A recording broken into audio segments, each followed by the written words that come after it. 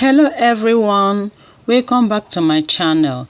In today's video I am going to show you every details on how I achieved this Ghana braided wig. Please stay tuned, I'll be right back.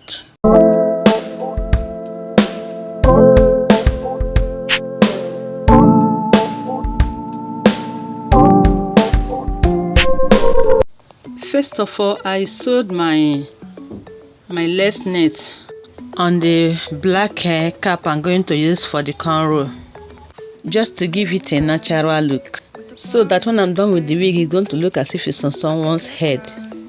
By the blink in your stare, and if I say too much, honey, I might regret it, but I'm more in love than you. After sewing, I cut out the excess lace from the net and keep it aside. I am also going to cut the black net inside so that the lace I sewed will be the only one remaining. But before that, I will first of all mark the lines with my eyeliner to enable me follow the lines properly. The reason why it's necessary to trace the line, especially as a beginner, is because it's going to help you to know the exact place to start your braiding. Because by the time you cut out the black net, if you are the type that are not too familiar in making this kind of wigs, you will be confused on where to start your cornrow.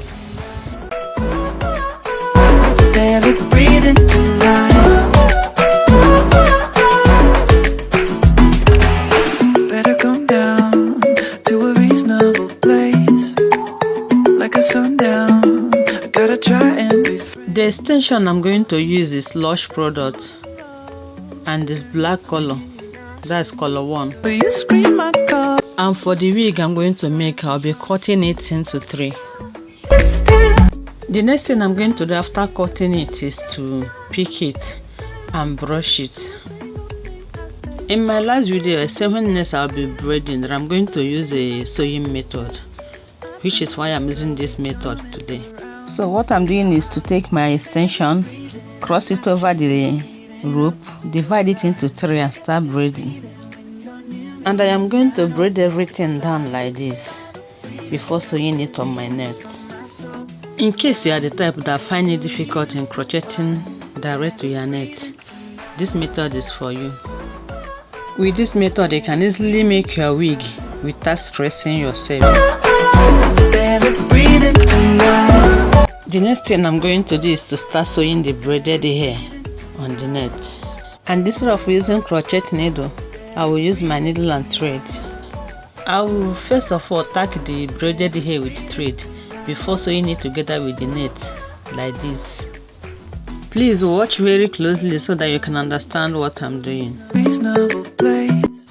After sewing it strong enough, I will tight it and cut it.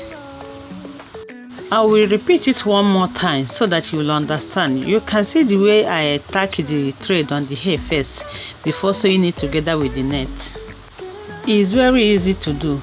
With this you won't have problem in making your wig.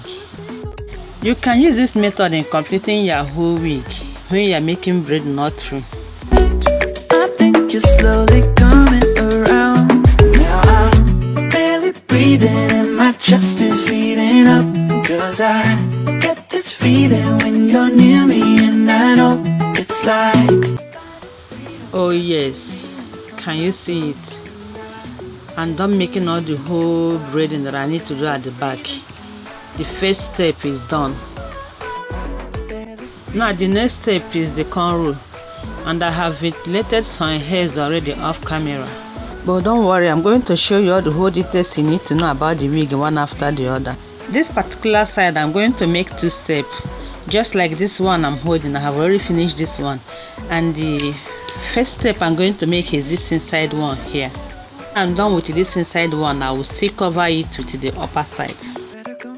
Before I start, I need to arrange the hairs down so that it will be easy for me to take when I'm starting the cornrow. So if there's nobody around that can be giving you the hair for you to add, that shouldn't be a barrier for you not to make your wig. The only thing you need to do is to Look for a comfortable place where you can arrange it just like this. Now is the time for the cornrow, and the type I'm making is feeding cornrow. I'm going to start braiding with a small quantity of hair first, then increase the volume of the hair as I go. Barely breathing and my chest is heating up, 'cause I get this feeling when you're near me, and I know it's like final freedom, casting demons from my soul. And I in the moonlight with the part in your hair, I could tell time by the blink in your stare. And if I say too much, honey, I might regret it, but I'm more in love than you're giving me credit. I'm adding more hairs just to get up to the length that I want. Do a single thing I said, but it feels like that. Can you see how short this hair is? This is the reason why I weave them down initially. When I finished ventilating the hairs, my little girl started cutting it in the name of 3 minutes for me. She was at work at my own expenses. Please, I want to say a big thank you for my returning viewers. Thank you also for my subscribers. And if today is your first time of coming across my channel, you are highly welcome. Please don't forget to click on that red subscription box below this video to subscribe to this channel for more interesting videos.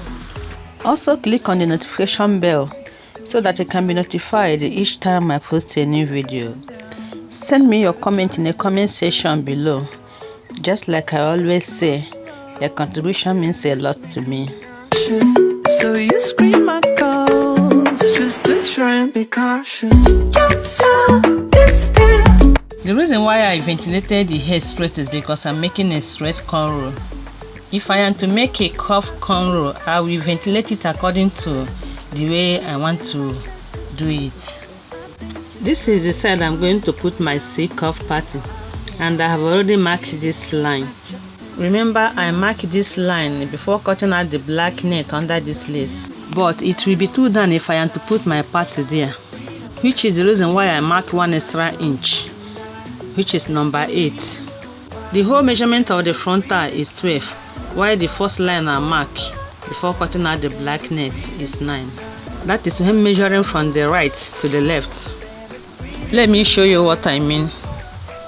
Please, when measuring a frontal on a dummy head, make sure you measure from ear to ear, so that after making the wig it will enter somebody's head.